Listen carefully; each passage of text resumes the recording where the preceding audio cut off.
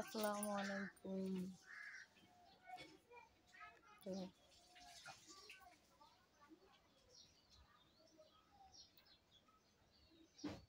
আমার বাজি আসতেছে বড়টা। কালকে রাত্রে কি করলো একটু মাথা আশ্রম নিয়ে মাথায় তেল লইয়া ওর আম্মুরে বলতেছে আমার মাথায় তেল দিয়ে দাও। ওর আম্মু বলতেছে দিমু তাহলে একটু ওয়েট কর। কথা কইতেছে আমার খালতো ভাইয়ের সাথে কথা বলতেছে। আমার খালতো ভাইয়ের ওর মার দেবর। এখন ওরা আবার ফোনে কে কথা বলা সহ্য করতে পারে না, যে কে কথা বলো ফোনে, মানে ওর মোবাইলটা তো আসক্ত ও ফোন।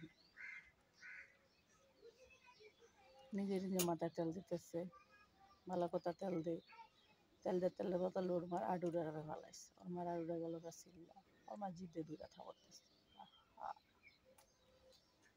শুরু হইল যুদ্ধ আর কোন যুদ্ধ, মানে লাইতে বাতের মানে প্লাস্টিক র্যাক বাইঙ্গা লায়, লাথি দিয়া টেবিল হালায় দেয়, লাথি দিয়া ড্রাম হালায় দেয়, লাথি দিয়া দরজায় লাইতায়, মানে একটা চুল কালাম অবস্থা।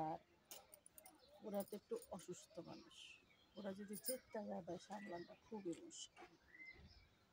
মানে এটা চেষ্টা তাহলে ওরে কন্ট্রোল করাটা এটা সাধ্যর বাইরে চলে যায়, এরকম একটা বিষয় দ্বারা।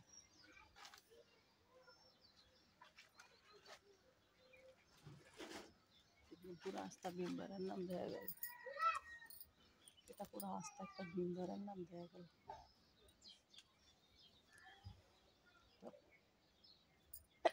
আলহামদুলিল্লাহ বিয়ে সাজ যদি ভবিষ্যতে দেয়, কোন বেড়াই নিয়ে এমন জিদ সামলায়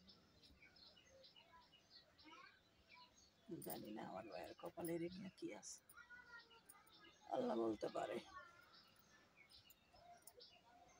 তো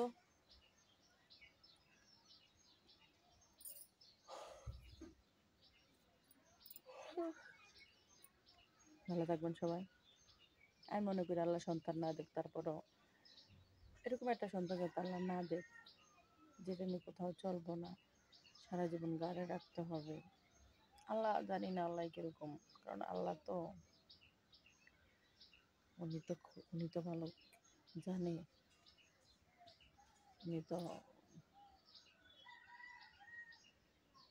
যা করে উনি উত্তম সিদ্ধান্ত নিয়েই করে। আল্লাহর উপরে সিদ্ধান্ত ভালো, আল্লাহ কি করে যা করছে আলহামদুলিল্লাহ।